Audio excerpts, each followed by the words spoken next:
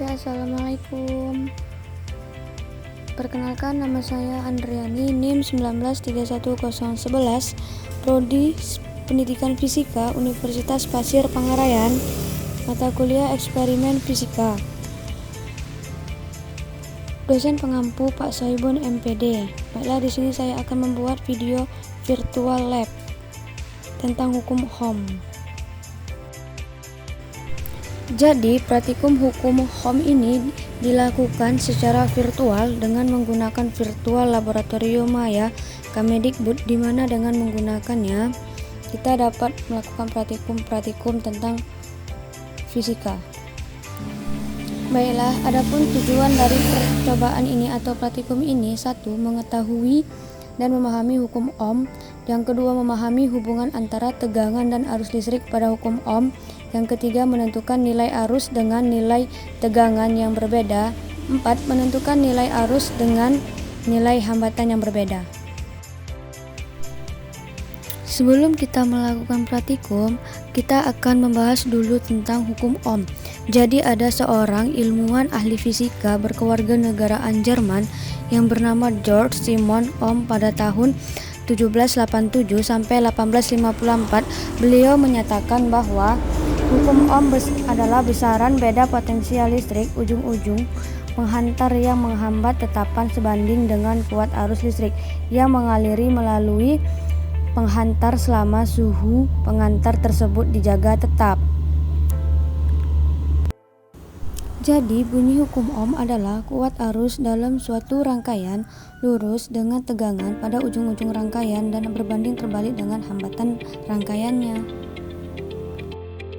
Sekarang ada persamaan dari hukum Ohm, yaitu V sama dengan I dikali R, di mana V beda potensial, satuannya volt, I sama dengan kuat arus listrik, satuannya sama dengan ampere meter, R sama dengan hambatan listrik, satuannya ohm. Yuk kita langsung saja mulai praktikumnya. Baik, ini tampilan dari percobaan hukum Ohm atau praktikumnya. Bahan dan alat yang digunakan yaitu ada resistor, ampermeter, batu baterai, dan voltmeter, dan kabel penghubungnya. Di sebelah kanan terdapat persamaan hukum Ohm.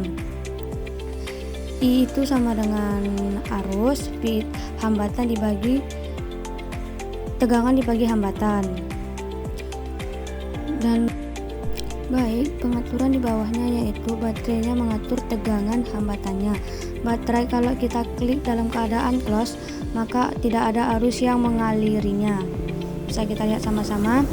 Dan ketika kita klik on, maka dia akan mengaliri dan terdeteksi oleh ampere meter bahwa dia mengaliri arus listrik. Langsung saja kita mulai percobaan yang pertama. Tegangannya kita ubah menjadi 10 volt dan hambatannya menjadi 5 ohm. Maka arus yang dihasilkan adalah 2 ampere. Lanjut ke percobaan yang kedua. Tegangannya kita ubah menjadi 5 volt dan hambatannya kita ubah menjadi 10 ohm. Maka arus yang dihasilkan adalah 0,5 ampere. Oke, kita lanjut ke percobaan yang ketiga. Tegangannya kita ganti menjadi 20 volt.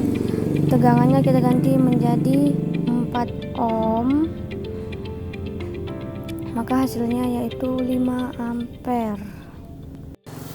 Lanjut ke percobaan yang keempat. Tegangannya kita ganti menjadi 4 volt.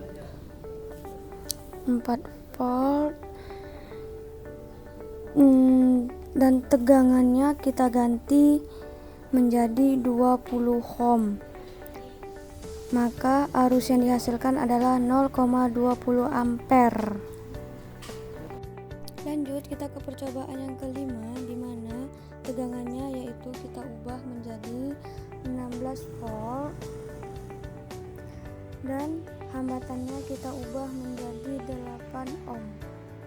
Maka arus yang dihasilkan adalah 2 ampere.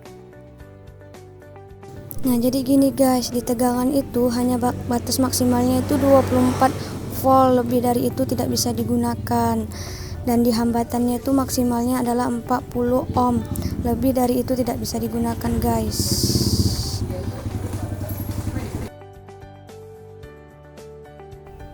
Jadi setelah melakukan praktikum dapat kita simpulkan bahwa jika nilai beda potensial listrik lebih besar dari hambatan listrik, maka arus listrik yang dihasilkan juga semakin besar. Oke guys, sekian dari video virtual lab hukum ohm ini. Lebih dan kurang mohon maaf. Assalamualaikum warahmatullahi wabarakatuh.